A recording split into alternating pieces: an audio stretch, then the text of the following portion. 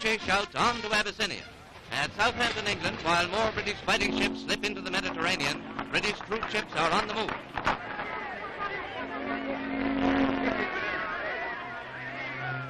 Cautiously worded announcements from the British Foreign Office deny any significance in the troop movement. The garrison at Great Britain's stronghold in the Mediterranean, Malta, is being brought to full strength.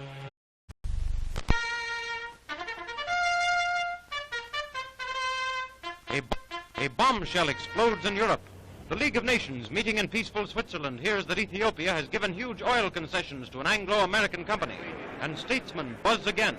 In England, to an Anglo-American company, and statesmen buzz again. In England, Labour Party Chief Lansbury. We do not think it possible, if war breaks out, that America, in spite of her neutrality law, can keep out. Economic and other interests will compel her to take action. She, through President Wilson, is responsible for the Covenant of the League and later on for the Kellogg Pact.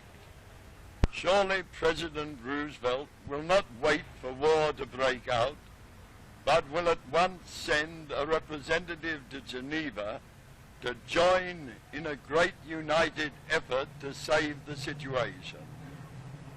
Pilate gained nothing when he endeavored to wash his hands of responsibility. Quiet, armsters. Grace, the Archbishop of Canterbury, reminds the world why they gave their lives.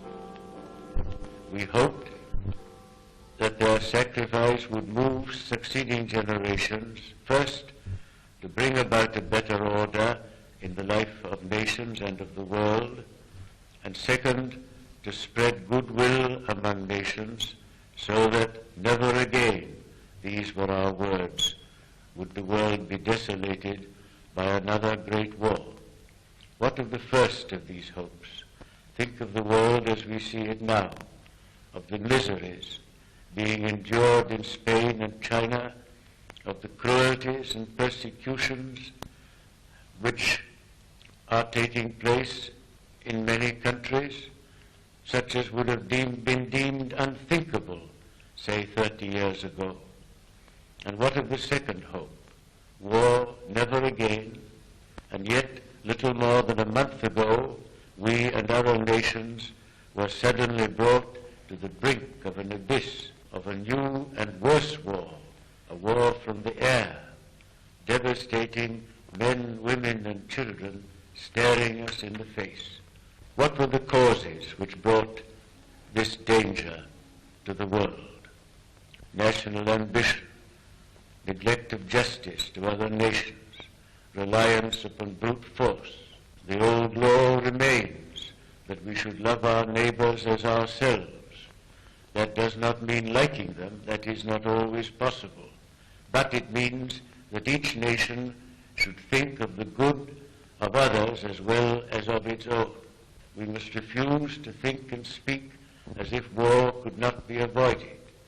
More than this, surely we must go deeper, and each of us try to remember God and to bring his own life more into obedience to God and to his will. Thus, there might be a new movement of the Spirit which would spread. There is no other way.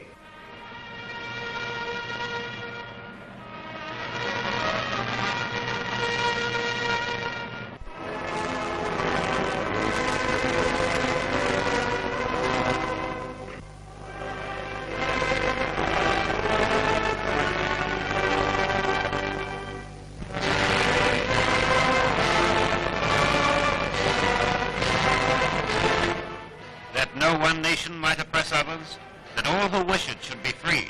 7 million souls perished. They must not be betrayed.